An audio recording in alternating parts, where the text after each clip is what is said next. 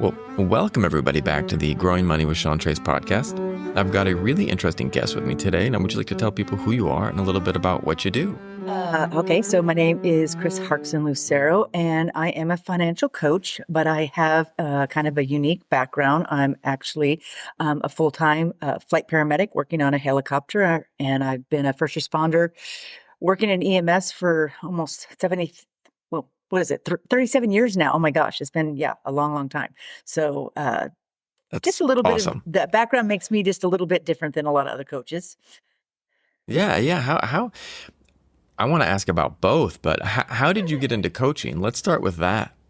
Well, the funny thing is about coaching, it's like I'm into peer support, mental health, resiliency, and over the years, the longer that you're in, it's like how long can you stay in, right? You either become a person who's the burnt out and letting the business drag you down, or you shift to the other side and you become someone who works on not only pulling yourself up, but and everybody else. And so in a natural way, I just started coaching and peer support and that kind of a thing, and found out that, well, one of the things I've always loved is money.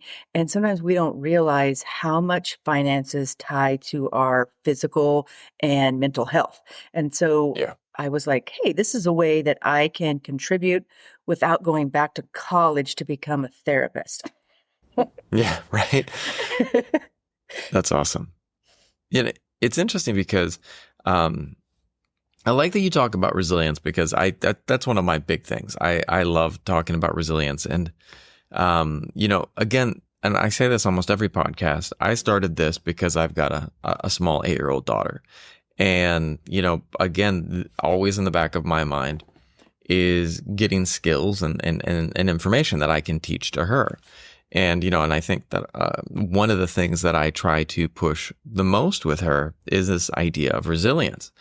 And I don't hear about people talking about resilience with finances as much as they could be, but resilience and finance, they do go hand in hand because, you have good months and you have bad months. You have months where you get ahead and you get months where you get slammed, and it's like, but resilience is really important for personal finance as well.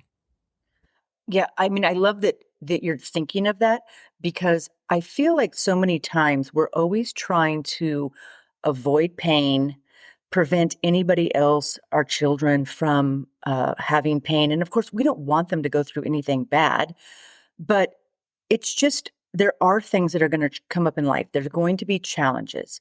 And resilience just means, it doesn't mean you don't have issues or problems or challenges.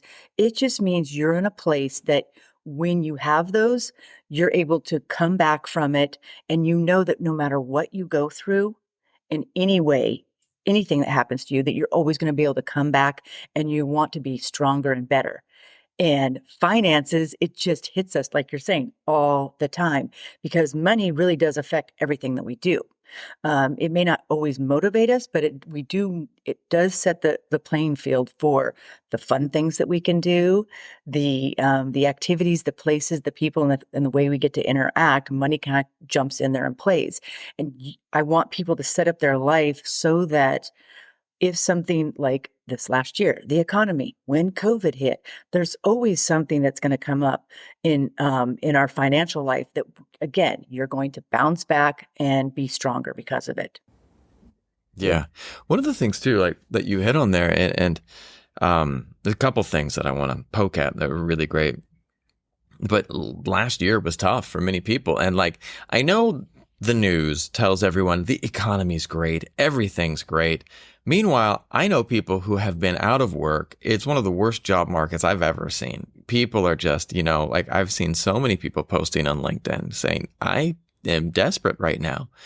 And it's interesting because it is a time where people are having to dig deep, financially having to dig deep. People are having to look at, what are the things that I really need? Where can I step back and not be getting those things? And it's a time where people are having to kind of learn about who they are and what they are capable of going without, or what they really need. So, Yesterday, Jensen Huang, the head of NVIDIA, one of the biggest companies in the world right now, he stated, his bit of advice for people was, I hope more young people learn that they need to suffer. And I was just like, what? Okay, talk to me here.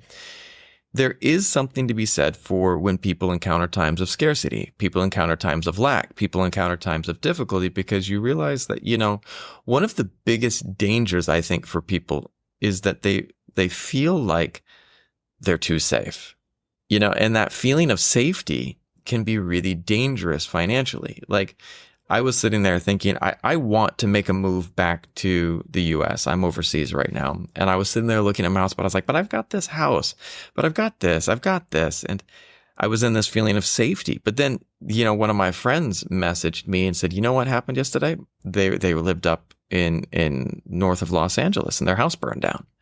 And, Oh, right. Yeah. We just have these situations, that uncertainties all around us. But by learning about financial principles, we can better prepare ourselves for those uncertainties. We can better make ourselves more resilient for these challenges. I find it interesting because there's someone I've trained with for peer support, and one of the things she always used to say is, pain is inevitable, but suffering is a choice. I love that I feel it. So in his comment, yes, in pain we are going to go through things that are painful, and we are going to go things that are uncomfortable, but we don't have to just sit down and suffer every single day through it, right? We have choices that we can make.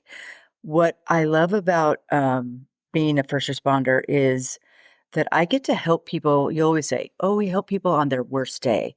So the perspective is, it's a double-edged sword. On one hand, you see the most important things in life. You're like, I want to come home. I want my family safe. I want my family safe. I want, my health and those kind of things. The core of what would satisfy you and be valuable to me, those kind of things. But then it's a double edge, because seeing things like that sometimes then makes you go, work hard, play harder. So there's this balance of trying to plan and then compartmentalize what's truly important.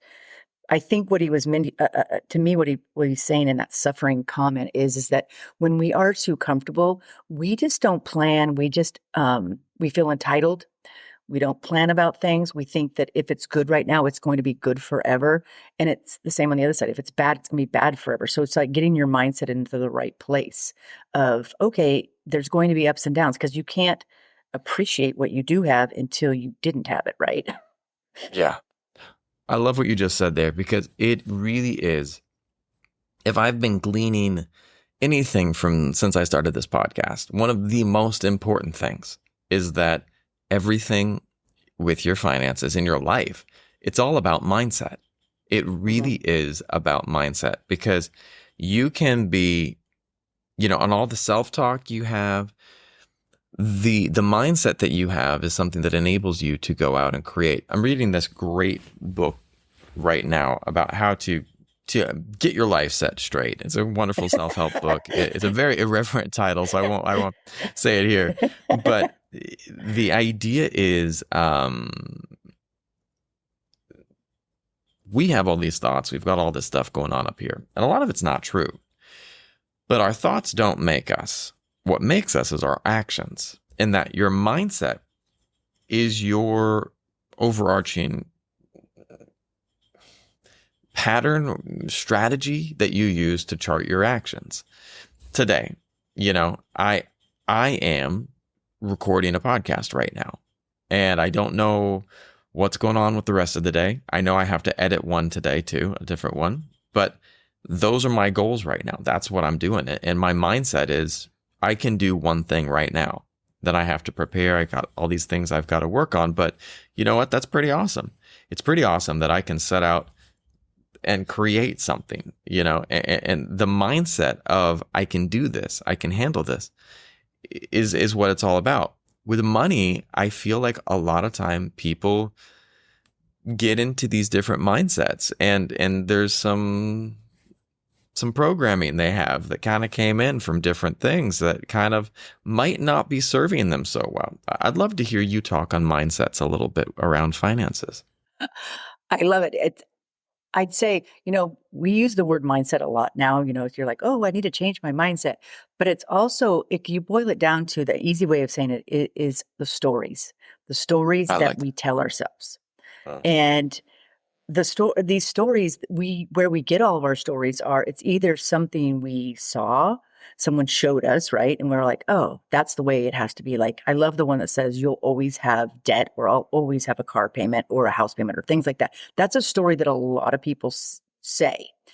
Yeah, And then it depends on how you were raised and where you come from, with how you saw money, what you learned about it, what you read about it. And so all of those things kind of like come into this story that we tell ourselves. So if you were with somebody and that's always what they used credit cards all the time, they got in debt all the time, that you never could buy anything, it was hard to get money. So every time you got money, you better spend it because someone's going to take it, or you get this different. So it is a mindset, but it's a story now that you tell yourself, and that's the way that it has to be. And just realizing, taking a step back and going, okay, does it have to be this way? It might yeah, be real. Like sometimes our feelings feel real to us. Our yeah, thoughts feel real, but are they right, true? Like you're saying, is it true? Because is it a feel is okay, yes, it feels this way to me, and I get anxiety around it, or I don't feel good about it. But is that a true feeling, a truth comment, a true thought? And does that have to stay that way? Because a right, lot of times what gets us to where we are today, I'm a makeup of all the things and all the experiences that I've had, right? And a lot of things I've thought have gotten me where I am today. But are those the same thoughts and mindset and stories going to get me to where I want to actually go? So I 100%. love Well, changing that. you can change it, and that's the thing. Like, maybe you were bad with money at some point in time. Maybe you weren't the best with money, but that Mhm. truth at that time doesn't have to be true now. Like, you can change that, right? I Last year I went through and I did my in no 2013 I 2000 not geez, time flies, 2023 I did my MBA, and it was all online, and I finished it early last year. But one of the things that was Congratulations. interesting, thank you. That's a I was good big really deal. worked my butt off, and I'm still learning. And now I'm obsessed with Coursera and all of their online courses that I'm doing, and I'm adding certificates, and I just love learning. But one of the things too is I was sitting there as I was making a pivot in my career, and I came up and I was working just mainly in video production. And I was like, you know what? I want to be more versed in all these different areas of marketing and versed in different areas of business and analytics. And one of the things that was interesting to me was that I had a couple of these concepts as I was working through my degree, that, when I got into finance, when I got into accounting, and would sit there and I'd tell my classmates, I'm not good with numbers. And then one of my classmates was like, yeah, you are. You just did all this math really easily. Like, this wasn't hard for you. I was like, yeah, but it's not easy for me. And my friend who's an accountant said, it's not easy for me. And it's like, Okay. it's not easy for anyone. Like, this is, maybe you're some math whiz. Okay. But like most people, it's not easy. You work through it. You understand the concepts. And I was like, wow, really? Or, I had a really rich relative. And the other day, and I always looked up to them as a kid going, you know what? He was so good with money. He was so rich. He had all these cars. He had all these horses. And then all of a sudden I thought one day, I was like, wow, he bought like 20 cars. Like, that is not a smart investment. He had a horse farm. Also, probably not the smartest investment. It was just for leisure. He wasn't doing anything with it. It wasn't showing these horses. It was just to show off money. And all of a sudden I was like, this person that was this icon of wealth for me growing up, I suddenly realized was bad with money. It was really bad with money. And it was this wake up that sometimes the stories that we have head are not true. And we have the power. And one of the things that I'm loving, every time I finish a certificate on Coursera, and Coursera's not sponsoring me, I just really enjoy the courses. Every time I finish one of those certificates, and I got to put that certificate up on my LinkedIn, it's almost like I'm back in the Boy Scouts and I'm wearing that badge. And you know what? I'm like, and I loved that as a kid. I wasn't in the Boy Scouts, but it was something like the Boy Scouts. And I got to put those patches on my sash. Mhm. And when I put them on there, I sat there and said, you know what? I can do that. And it was a step-by-step process of allowing me to change my narrative. I wish that someone was doing that for personal finance, where you get to put all these badges on as you start to learn. I learned about investing. Look at that. You know, it might not be perfect, but I got my level 1 investing. I mean, wouldn't it be so much more fun, personal finance, if we could gamify things like that? I mean, at least my opinion. Well, that's the whole thing about it. It's like one of the myths are, I would say, that so many people think that they're bad with money or somebody else is better with money. And Right. the funny thing is, it's a perception. We don't know. We really don't know. We can only kind of see on the outside. And a lot of people, I remember growing up, my parents, don't ask people what they make it for money. Don't talk about money. You don't talk about money. You don't ask people what they make. You don't do anything. Right. Now I talk about money all the time. And I try to be very transparent with my own money so that, again, I'm not going to ask somebody to tell me something I'm not willing to share, right? And we think that we should just automatically be good with money because we make it. You go, you get a job, you make money, automatically you should know what to do with it. And Yeah. that's not true. It's a skill. It's a skill to 100%. be learned. It's a skill to be learned for each person. And the math part of it, there is math, but you'll hear the experts will say math is only 20% of money behavior.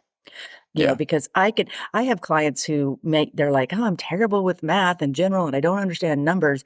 And we put into place a system that still works for them. But it's not a numbers problem, because if it was just a numbers problem, we could plug it into some AI appy thing and it would tell you what to do.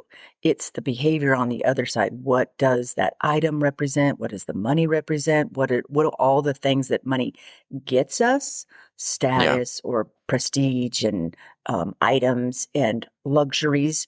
And so it's kind of funny who you thought they're rich. That's pretty funny Hmm. because, yeah, you would think they are rich. And maybe they really were rich and they could have all those luxuries because they were so Right. rich, but we also don't know. So Yeah. again, it's our perception of what does a rich person look like? The guy in the bigger house with the bigger mortgage?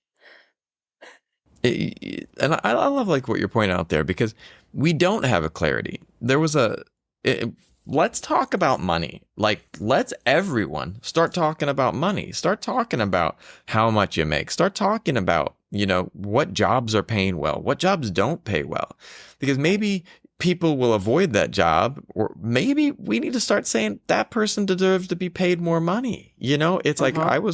there was this Instagram channel that I really enjoy. And I think they're called Salary Transparency Street or something like that. And they go Mm. around, and it's the new, Gen Z loves to go up and go, "Hey, how much do you make?" And stuff like that. But they walked up to people and they were going, "How much do you make? What's your job?"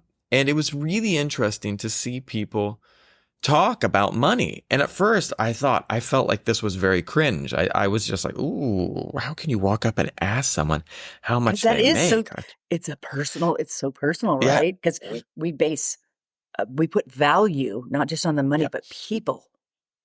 And Mm-hmm. that's a mistake too. It is. And it felt so awkward, like that they're going up and doing this. And I was just like, you guys can't do that. That's not good. But one of the things that afterwards I thought was like, I was like, man, I didn't know people in tech were making so much money. Like, that's an insane amount of money.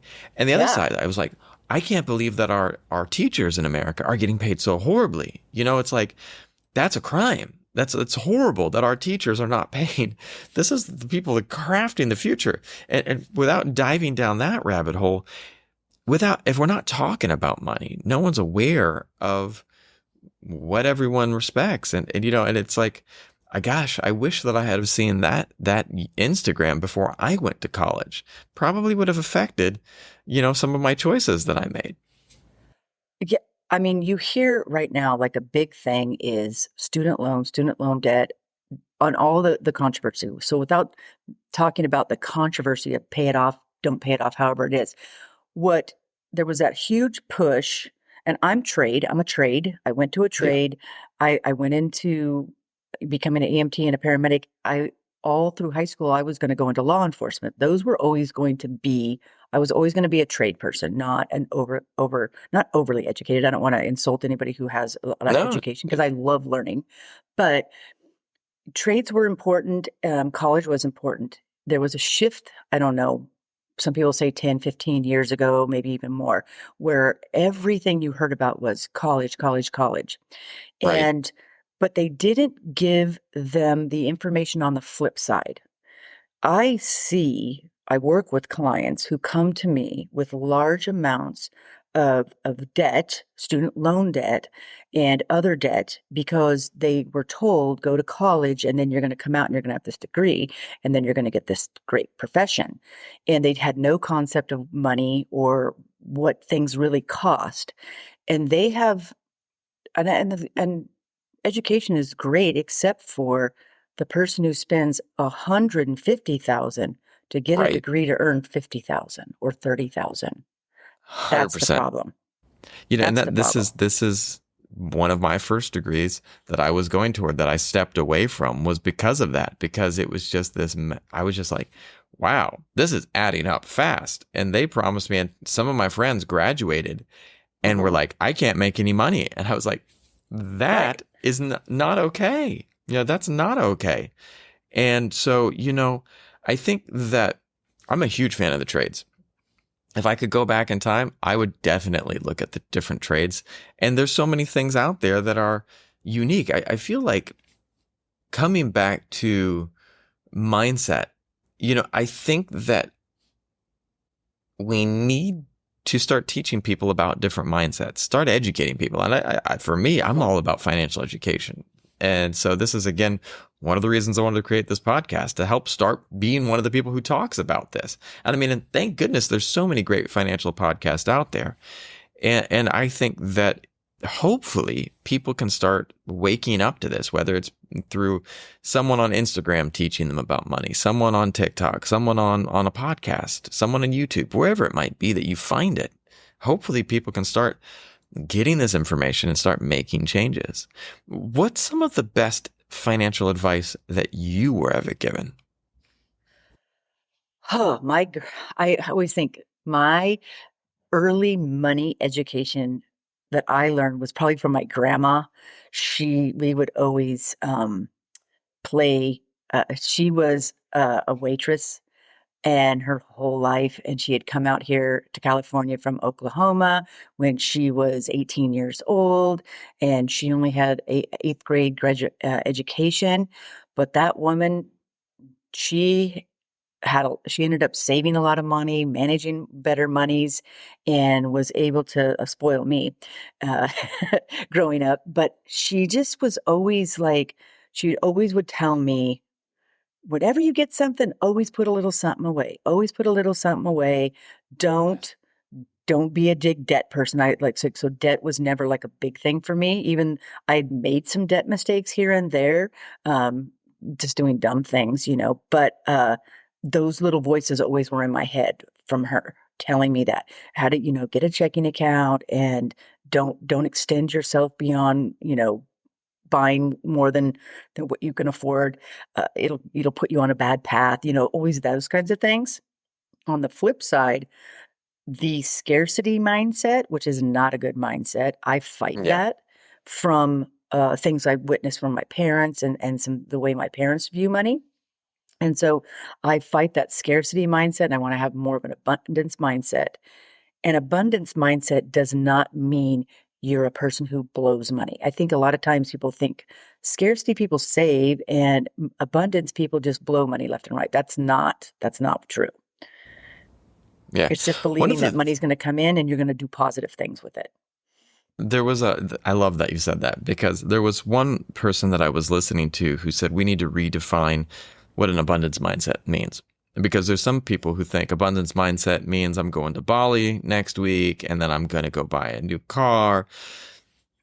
And my friend that I was speaking with on the podcast said abundance mindset is simply a reframing that there is financial opportunity everywhere. Everywhere you look, there is the ability to make money. There's the ability to turn something in front of you that looks like a disadvantage into your financial advantage. Like maybe you see a person walking down the street and they look hot. Well, you have a bike. You can ride up the street, buy them an umbrella or a hat and ride back and say, hey, you look hot. Do you want to buy this? And they don't have the bicycle, so that they don't have the ability to move easily to go get it. And right there, it's an opportunity. And she's like, that's what I see as an abundance mindset, is just the understanding that, okay, I am short on funds right now. What can I do? What do I have in my ability to create extra funds? Because there is stuff there. There are ways that you can create money. And that's what my friend reframed it. And I love that. Talk to me about your ideas about an abundance mindset. I love that reframing thing. And because I'm in the medical profession, I love the body and how the body works, how our brain works. And our brain is actually always looking to give us the things that we want. And what I mean by that is, and it's lazy at the same time. It likes to work as low and keep the calories down, right? But it's like, I use the example, if you are thinking that you want to buy a blue car, right now, just thinking about having a blue car in your life, or it could be another item, your brain will start to seek that out, right? Next thing you know, you're like, I see blue cars everywhere, or, whatever it happens to be, right? Our brain is constantly like searching to give us the things that we would like. So when you're thinking of those positive things, the things that are improving your life, improving other people's lives, and you think about life like that, those things the opportunities start to come up when they were always there, that we just didn't notice them. And you'll hear every once in a while when someone will say, you go into nature and you think and you like try to get, and it counts a little woo-woo, right? People are like, oh, I want to be with one with the world. And I start to notice the butterfly. It's true. You don't necessarily have to be woo-woo about it, but you just kind of like thinking of things don't have to be so hard, things don't have to be so difficult, that there is opportunity, and you're like slowing your mind down and asking your mind to try to find those things and see those things. And your brain will start to do that. And that's amazing how the body works. One of the things that I noticed is when I bump a toe and I have an injured toe, my goodness, I will have every way possible to bump that toe. I don't know how it's possible, but when you're like, I got to be really careful of that toe, 2 minutes later, you stub it.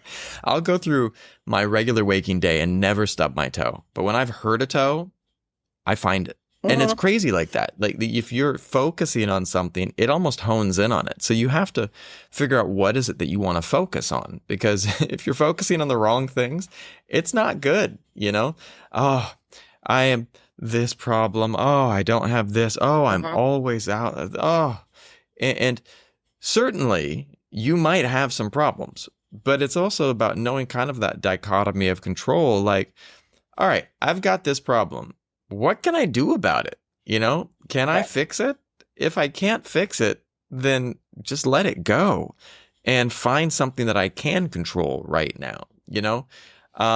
Say someone, and I always like, one of the things too, and I really want to be, maybe not enough people are advocates for this, and I want to be one of the advocates on this and speak more on this. I hear everyone talking about saving, cut your spending. But I think some people need to focus on making more money. And I don't hear enough people talking about that. That, it's like, oh, you gotta cut all that. Cut.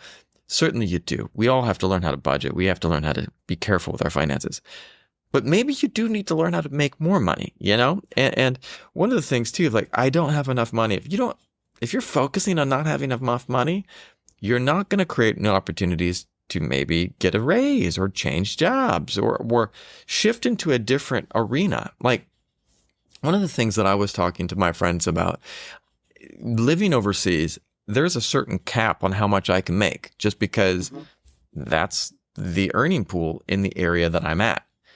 And, you know, people are like, oh, you should aspire for this. This is what you should aspire to. And I was like, no, man, I don't want to aspire here. I want to change the whole picture. I want to aspire here because it's a whole different mindset. It's a whole different place. And what I'm getting to is that sometimes when we get stuck in this box, you're going to just be attracting things that are still in that box. You have to be willing to completely look at a different mindset and to change everything up so that you're like, I'm not going to be in this box anymore. I'm going up here. This is where I want to be. But here's one of the crazy things that I think that is that a little bit woo woo, and that's okay. That when you want to do something like this, you have to hope or pray or be intentional about asking for help from whatever it is that you believe in to see something different. Let me explain. If I live in a tropical country, and every time I interact with people here, that is something I love. But there are downsides and there's upsides. The weather, that's an upside. Yes. But when I interact with people here and we talk about snow, so my daughter had this winter photo shoot. We took some pictures for her for Christmas. It was like her Christmas pictures, you know. And they had all of this fake snow, and they're like, hold it up to your face, rub it on your face. And I was like, these people have never been around snow. You don't do that. You're going to be freezing. You don't just pick it up and rub it on. That's not how you do snow. It's so No. cold. You know, you're not going to be doing that with snow.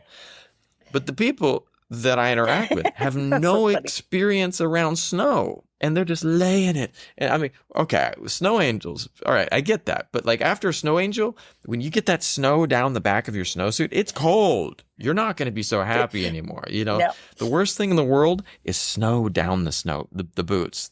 Oh, I God, remember yeah. as a kid, that was the worst experience for me. You have to be able to get into this new place. And once you get into that new place, suddenly it's like there was this great video going around the internet of this fish that was stuck in a small pond. And the fish was like actually moving across land. It was like wiggling in to get to the sea. So it was this small little space. It looks like the tide had gone down, but this fish was smart enough to know this is not my home. I need to get over there. And that's one of the things that I think about mindset shifts is, and this is why I think that people should either take classes or work with a coach who can help you see that next place. If I want to open up a new business, I'm actually trying to open a new business right now. And some of the people I'm talking to have never opened a business. And because of that, the stuff that they're telling me, the advice they're giving me is not good. It's not advice that actually is going to be helpful in opening my business. So what should I do? Well, I need to talk to people who've opened a business. The other day, I posted just yesterday on LinkedIn, who has opened a business? Who can talk to me about creating an LLC? I want to talk to you. And someone messaged me and I was like, there we go. Because if I'd have used one of the people that I've been around, they're not going to give great advice. Talk to me about that. It is so true. It it's so hard to want to do something different than Yeah. what everybody around you is doing. Being against the norm, going against everything that, and if you're a big fish in a little pond or a little fish in a little pond, and looking around, there's the few people that look around and go, you know what? Yeah, this isn't good enough for me right now. I'd like something more. Yeah. And you get pushback, right? Because no Yeah. one wants to see you're different. Different gets kind of like, hey, different got you killed in the tribe if you went different, right? And Right? so that kind of like it comes up, so knowing. And then again, everybody is so happy to give advice, money advice, marriage advice, relationship, all the things, but you have to look at them and go, okay, are they living it? Do I Right? want to be like them? Or do I want to just listen to that? You know what I mean? And so it's like there's that part one is getting some education outside of what you see around you. Who's doing what I want to be doing? What are they doing? What's different for them, right? There's that education part. And then we can all read a bunch of things and listen to podcasts and listen to books and get smarter.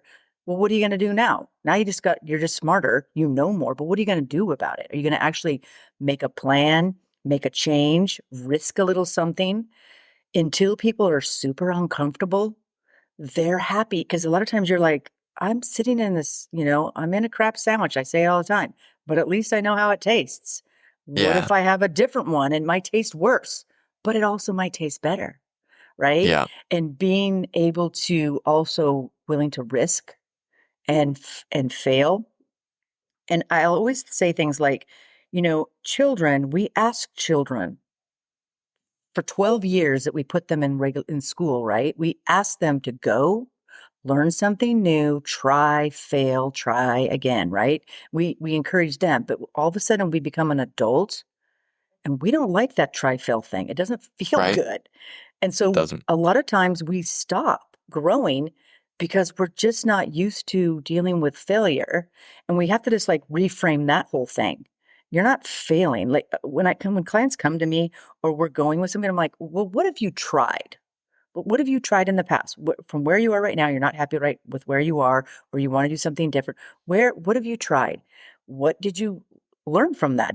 What did you like about it? Did you like anything about it? Or did you like nothing about it? Because maybe we just have to tweak one or two things. Maybe we just have to up level something or remove something.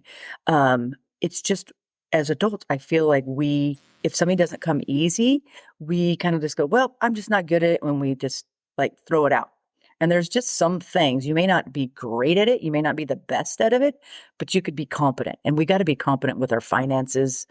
You better be a competent driver with your finances, your health, right? Those things like that are going to come back at you if you're not trying to become better at them, right? Right. Let me ask you this. If you could go back in time and give one bit of advice to your younger self, financial advice, what advice would you give yourself? I laugh about this and I'm like, okay, I would tell myself to be saving for my retirement, right? Because I'm in the profession that I love. And when I was younger, I would say things, when I have more, I'll save more. I'll think about that. Yeah. It's so far away. I'll deal with it later. And I didn't understand compounding interest and investing, and 401ks were newer. And I just didn't understand a lot of that. So, but I know that money, like when I say, oh, you want to have a retirement savings. Why? Because at some point you might want to quit what you're doing or you might be forced to quit what you're doing. And that will give you space and time and allow you to do that. Emergency funds, I tell people the same thing. Why do you need an emergency fund? Because when something happens, and things will happen always, we don't know what they are. That's why they're an emergency, right? It gives us space and time to make a decision. So we're not under that fight or flight, freeze, fawn, those stress responses. We're just giving some space for that kind of thing. So I would have said, save your money and get a prenup because so that way you could still have it. Yeah. Not have to start over again. Right. One of you just hit on something that I really want to touch on before we finish up. Fight or flight is dangerous in many ways. And there was a video I saw yesterday, and it was of this deer that was running across a field, and it got scared. And so it tried to jump over a fence that wasn't even there, and it was an open gate. It jumped through the open gate and hit on a tree and broke its back. And it was like this video online, and people were like, oh, that's so sad. And it was, but the only reason the deer got hurt was because it freaked out. That fight or flight makes us do things at times that are not smart, that are not in our best interest. And if you have that safety net, if you have that financial safety net, you don't have to worry. You don't have to be, you can still worry, but you're not going to make the bad decisions that you might if you didn't have it.